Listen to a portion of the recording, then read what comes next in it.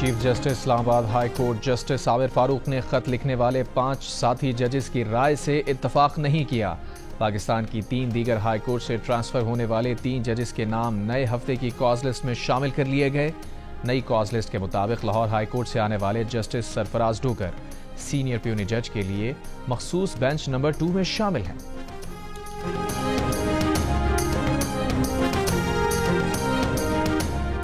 اسلام آباد کی وکلا تنظیموں نے اسلام آباد ہائی کورٹ میں دوسری ہائی کورٹ کے 3 ججز کے تبادلے کو مسترد کر دیا۔ آج اسلام آباد کی تمام عدالتی کارروائیوں کے بائیکاٹ کا اعلان۔ اسلام آباد بار کونسل کے نائب صدر علیم عباسی کی اسلام آباد ہائی کورٹ بار ایسوسی ایشن اور ڈسٹرکٹ بار ایسوسی ایشن کے نمائندوں کے ساتھ نیوز کانفرنس۔ کراچی بار ایسوسی ایشن کا بھی آج عدالتی امور کے بائیکاٹ کا اعلان۔ ججز کے تبادلے پر سندھ ہائی کورٹ بار ایسوسی ایشن کی تعریف۔ کہا جب اسلام آباد ہائی کورٹ بنائی گئی تھی تو اس میں ہر ہائی کورٹ سے 1 جج لینے کی تجویز تھی۔ بلوچستان ہائی کورٹ بار کی جانب سے بھی ججز کے تبادلے کی تعریف۔ بار کے صدر عطاء اللہ لانگو نے کہا آئین کے آرٹیکل 200 کے تحت صدر کو ایک ہائی کورٹ کے جج کا دوسری ہائی کورٹ تبادلہ کرنے کا حق حاصل ہے۔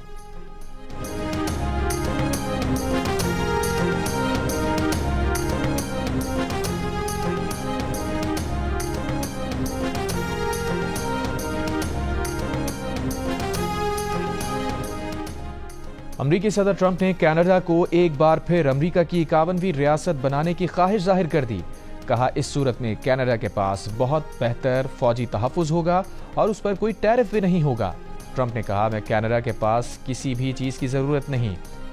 ہم کیوں کینیڈا کو سبسڈی دینے کے لیے سینکڑوں ارب ڈالر ادا کرتے ہیں۔ امریکہ اب عقل مندی کے ساتھ چلایا جا رہا ہے جس کے نتائج شاندار ہوں گے۔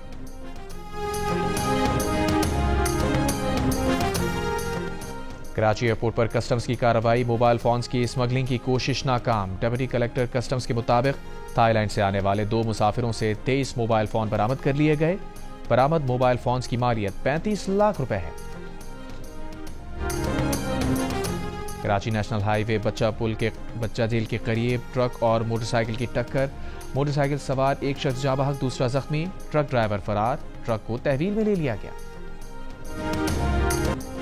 وزیر اعلیٰ سندھ مراد علی شاہ نے کراچی میں لوٹ مار کی وارداتوں پر پولیس اور رینجرز کو کریک ڈاؤن کا حکم دے دیا۔ کراچی کے کورنگی صنعتی ایریا میں لوٹ مار کی وارداتوں کا نوٹس لے لیا۔ ڈاکوؤں کی فائرنگ سے جاں بحق دکاندار کی ہلاکت پر ایڈیشنل آئی جی سے رپورٹ طلب۔ کہا تمام اضلاع کے ایس ایس پیز اپنے علاقوں میں امن و امان یقینی بنائیں۔ کراچی میں امن و امان بحال رہنا چاہیے تاکہ تجارتی سرگرمیوں میں اضافہ ہو۔ کورنگی انڈسٹریل ایریا میں اسٹریٹ کرائم کی وارداتوں کے خلاف اہل علاقہ نے احتجاج بھی کیا۔ گزشتہ روز کورنگی مہران ٹاؤن میں ڈکیتی کے دوران مزاحمت پر ڈاکوؤں نے فائرنگ کر کے دکاندار کو قتل کر دیا تھا۔ مقتول کے رشتہ داروں کے مطابق 15 روز پہلے بھی ڈاکو 70,000 روپے لوٹ کر لے گئے تھے۔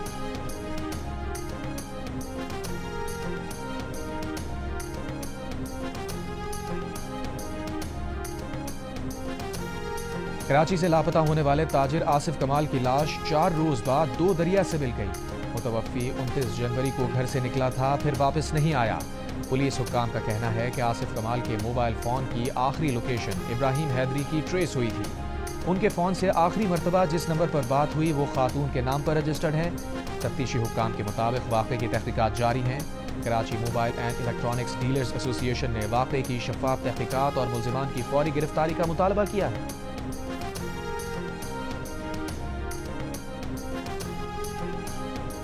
کراچی کے گورنمنٹ ویمن کالج میں طالبات کے ایڈمٹ کارڈ فیس لے کر فرار ہونے والا ملزم دھر لیا گیا۔ 9 لاکھ روپے کے فراڈ میں ملوث ملزم نے گرفتاری کے لیے آئی پولیس کو دیکھ کر چوہے مار دوا پی۔ پولیس نے اسپتال منتقل کیا، حالت خطرے سے باہر ہے، آج بیان لیا جائے گا۔ ملزم گزشتہ روز طالبات کی فیس کی مد میں جمع کیے جانے والے 9 لاکھ روپے لے کر فرار ہو گیا تھا۔ سندھ یونیورسٹیز ایکٹ میں ترامیم کے خلاف آل پاکستان یونیورسٹیز اکیڈمک اسٹاف ایسوسی ایشن نے آج اور کل کلاسز کے مکمل بائیکاٹ کا اعلان کر دیا۔ سندھ میں بھی زرعی ٹیکس نافذ کیا جائے گا، قانون کا مسودہ تیار۔ ذرائع کے مطابق سالانہ 6 لاکھ تک زرعی آمدنی پر ٹیکس نہیں لگے گا۔ سالانہ 6 لاکھ سے 56 لاکھ تک کی آمدنی پر ٹیکس نافذ ہوگا۔ ٹیکس کی شرح 15 سے 40% ہوگی۔ 56 لاکھ روپے سالانہ سے زائد آمدنی پر 45% ٹیکس ادا کرنا ہوگا۔ سالانہ 1 کروڑ سے 15 کروڑ روپے تک زرعی آمدنی پر سپر ٹیکس نہیں ہوگا۔ سندھ اسمبلی اجلاس میں ایگریکلچرل انکم ٹیکس قانون کل منظور ہونے کا امکان۔ قانونی مسودے کی منظوری کے لیے سندھ کابینہ کا اجلاس طلب، پارٹی قیادت کی ہدایت پر اراکین سندھ اسمبلی کو اعتماد میں لیا گیا۔ ذرائع کے مطابق وزیر اعلیٰ سندھ نے ارکان کو آگاہ کیا کہ IMF کی شرائط پر زرعی ٹیکس کا نفاذ ضروری ہے۔ پنجاب اور خیبر پختونخوا زرعی ٹیکس سے متعلق قانون سازی کر چکے ہیں۔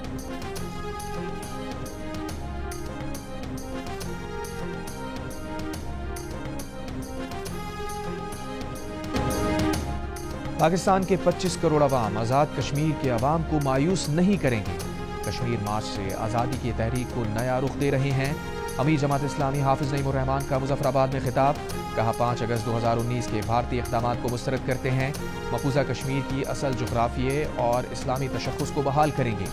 کشمیر مارچ سے وزیر اعظم آزاد کشمیر چودھری انوار الحق کا بھی خطاب، کہا پوری کشمیری قوم کی طرف سے امیر جماعت اسلامی پاکستان اور شہداء کے وارثوں کا شکریہ ادا کرتے ہیں۔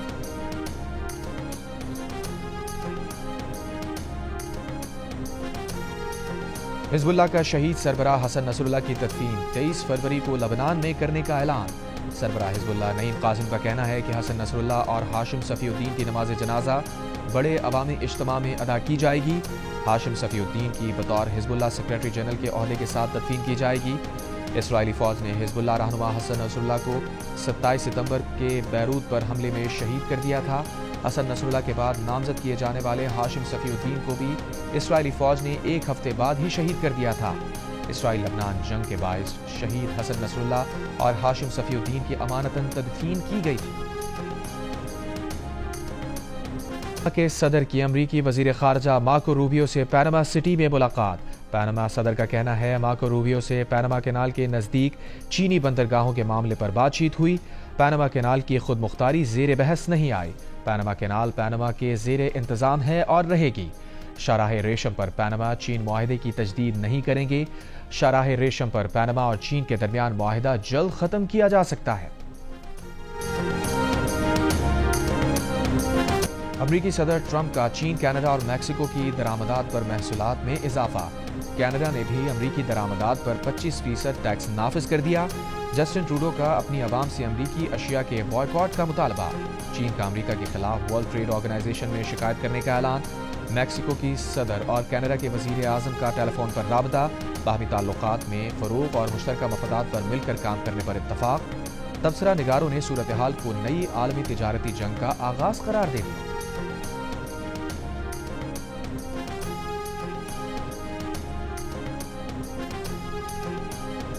امریکی صدر ٹرمپ نے کینیڈا کو ایک بار پھر امریکہ کی 51ویں ریاست بنانے کی خواہش ظاہر کر دی۔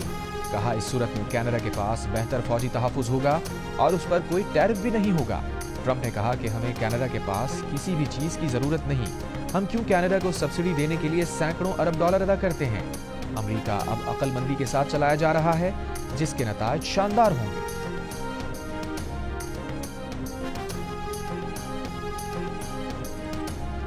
اسرائیلی فوج کا مقبوضہ مغربی کنارے میں آپریشن جنین پناہ گزین کیمپ میں دھماکوں سے 20 مکانات تباہ۔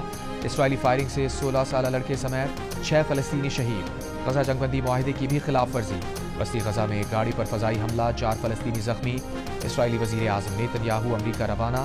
روانگی سے پہلے کہا مشرق وسطیٰ کا نقشہ تبدیل کر دیا، اب صدر ٹرمپ کے ساتھ مل کر مزید بہتری لائیں گے۔ روسی خبر ایجنسی کے مطابق حماس وفد ماسکو میں آج روسی حکام سے ملاقات کرے گا۔ شام کے عبوری صدر احمد الشرع کی ریاض میں سعودی ولی عہد محمد بن سلمان سے ملاقات۔ علاقائی اور شام کی موجودہ صورتحال پر تبادلہ خیال۔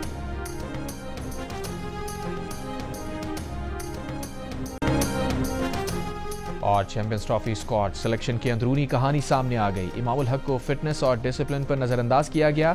ٹیسٹ کپتان شان مسعود بولنگ نہ کرنے پر منتخب نہیں ہوئے۔ ذرائع کے مطابق عامر جمال کی پرفارمنس میں غیر مستقل مزاجی نے فہیم اشرف کی سلیکشن کی راہ ہموار کی۔ ساجد خان کو وائٹ بال کرکٹ میں تجربہ نہ ہونے پر منتخب نہیں کیا گیا۔ سعود شکیل کو ایشیا کی کنڈیشنز کے باعث اسکواڈ میں رکھا گیا ہے۔